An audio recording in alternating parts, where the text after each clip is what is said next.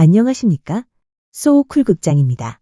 오늘은 암행어사 박문수 이야기 가운데 여자와 이리저리 엮인 이야기만 모아봤습니다. 야담이긴 하지만 여자만 보면 오금을 펴지 못했다고 하니 바람을 많이 피웠던 모양입니다. 구독과 좋아요 그리고 알람 설정 부탁드립니다. 재미있고도 좋은 글로 보답하겠습니다. 옛날에 박어사, 그러니까 암행어사 박문수가 길을 가는데 날이 저물었다. 날은 점점 어두워지는데 마땅히 잘 데는 없고 자꾸 가다 보니까는 산 밑에 집이 하나 있었다. 염치불고하고 찾아 들어가서는 주인을 찾으니 남자는 없고 아낙네가 혼자 있었다. 집이라고는 개딱지만한 데다 방이라고는 딱 하나 단칸방인데다가 아주 작았다.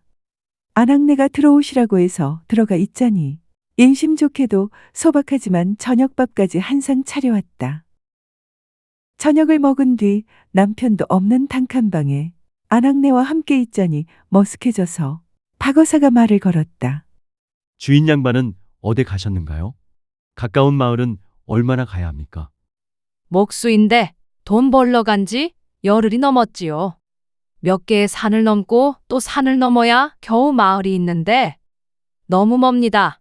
그러니 오늘은 우리 집에서 주무시고 가셔야만 합니다. 그러고는 아낙네가 방 한가운데에다 물을 한 사발 떠다 놓고는 두 사람 사이에 경계를 만들었다. 박어사는 윗목에서 잠을 자고 아낙네는 아랫목에서 잠을 잤다. 그런데 좀채 잠이 와야지. 한쪽 눈을 뜬 박어사는 기지개 하는 척하고서 그 사발을 돌아 자꾸 아랫목으로 내려갔다. 아낙네도 잠이 들 수가 없지.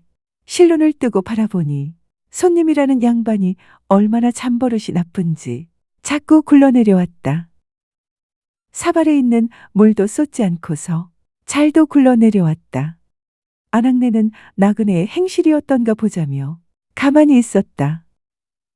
조금 있으니 박어사가 슬금슬금 가까이 오더니 이불 안으로 들어와서는 몸태질하였다. 그러자 참다 못한 아낙네가 벌떡 일어나 소리를 쳤다. 어디 이따위 행실을 하는 손님이 있어. 세상에 이런 손님은 처음 봤다. 잠도 참 더럽게 자네. 그러자 무안해진 박어사가 잠꼬대하는 척하고 말했다. 아 원래 내 잠버릇이 그렇소. 그렇다면 요번에는 잘 주무시오. 요번에 또 잘못 자면 오늘 저녁에 큰일 날 줄 아세요. 망신당한 박어사는 다시는 안 그러겠다. 라고 하며 윗목에 올라가 자려 했지만 도대체가 잠이 안 왔다. 그러니 또다시 슬그머니 아랫목으로 내려가서는 발바닥으로 아낙네의 허벅지를 건드렸다. 그러자 아낙네가 벌떡 일어나더니 바깥에 나가서는 쌀이나무 회초리를 하나 가져왔다. 그러더니 방 안에 들어서서는 대뜸 큰 소리를 쳤다. 이보시오 손님. 내 앞에 다리 걷고 서시오. 얼떨결에 박어사는 쌀이나무 회초리가 다 부러지도록 종아리를 얻어맞았다. 행실머리 더럽다고 날이 새도록 매만 실컷 맞다가 새벽에 도망치듯 떠나려는데 남편이 막 집에 들어왔다.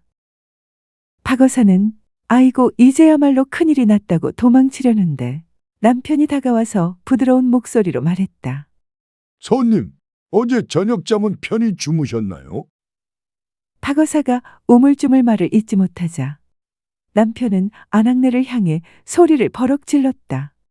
아니, 이 여편네가 손님 대접을 형편없이 했구먼.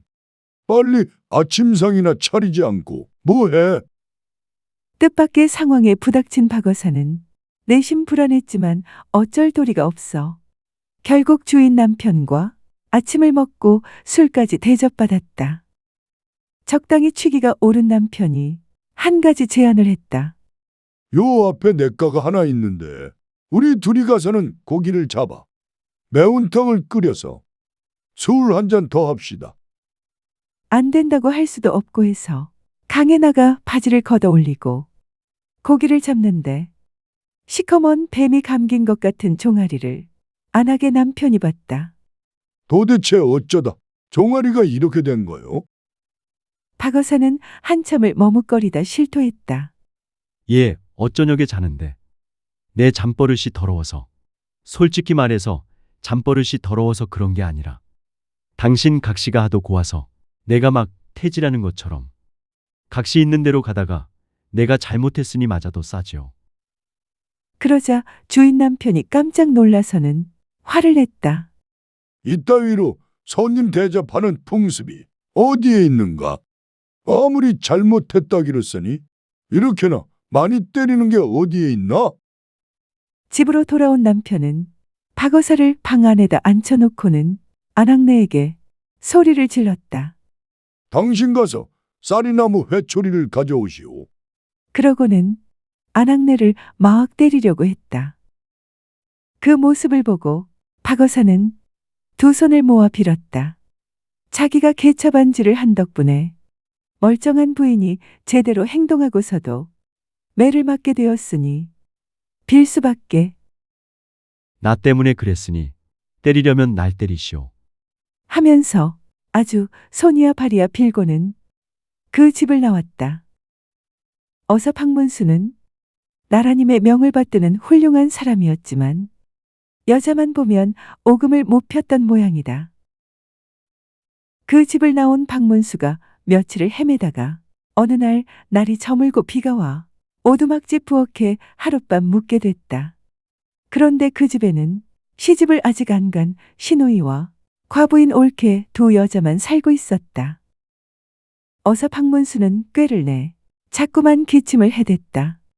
방이 하나라 처음엔 부엌에서 재워주는 것만도 고마워했으나 춥기도 하고 차츰 생각이 달라졌기 때문이다. 그러자 시누이가 방에 들어오게 해서 저 윗목에서라도 재워요. 라고 해 옳게가 들어오라고 했다. 박문수는 집신을 가지고 들어와 코에 덮고 누우면서 이것을 빼면 잠꼬대가 심해서 다들 잠을 못 잘 것. 이라며 금방 잠이 든 채했다. 그러자 궁금해진 시누이가 옳게 보고 한번 집신을 떼어보라고 해서 옳게가 집신을 코에서 뺐다. 그러자 박문수는 부인이 참 이쁘구나. 같이 잤으면 좋겠다. 아이고 같이 잤으면 좋겠다. 하고 반복해서 잠꼬대하는 척하면서 두 여인의 마음을 떠봤다. 그러자 옳게도 그 말을 받아 자는 척하며 잠꼬대했다. 아이고, 신랑도 없는 과부인데 누가 뭐라는 사람이 있나. 데리고 자고 싶으면 같이 자겠냐고 물어나 보지. 드디어 어서 박문수가 옳게와 합판하자 참지 못한 시누이가 잠꼬대했다. 기왕 할 거면 새 것하고 하지. 헌 것하고 해? 나 같으면 새 것하고 하겠네.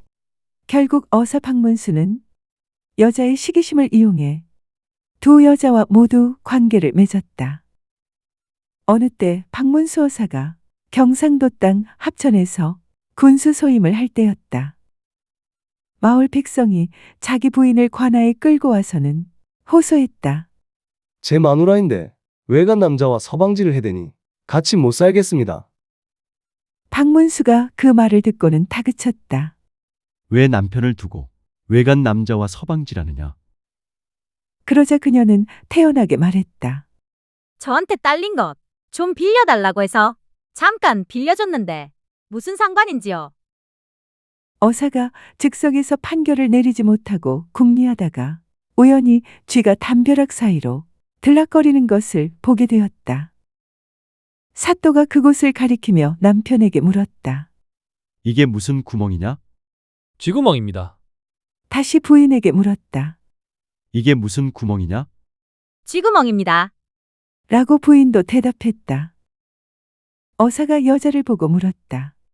저 구멍이 내 말대로 하면 담벼락에 붙었으니 담구멍이라 해야지. 왜 쥐구멍이라 하느냐? 부인이 대답했다. 쥐가 들락날락하니 쥐구멍입니다. 그러자 사또가 말했다. 그래, 맞다. 아무리 너한테 붙어 있다고 하더라도 그 구멍은 내 것이 아니고 맨 처음부터 너의 구멍에 들락날락한 사람인 신랑의 것이니 내 맘대로 다른 남자에게 빌려주면 안 된다. 사또의 꼬지즘에 부인은 아무 말도 못했다고 한다. 어사의 판결은 결혼하면 한 남자를 섬기며 여인이 일부 종사하던 시대에 남편의 기득권을 인정한 명판결이지만 요즘에도 그런 판결이 가능한지는 잘 모르겠다. 들어주셔서 고맙습니다. 용어 풀이와 참고 문헌 그리고 자료 출처는 명기만 하고 따로 읽지는 않겠습니다. 참고하시기를 바랍니다.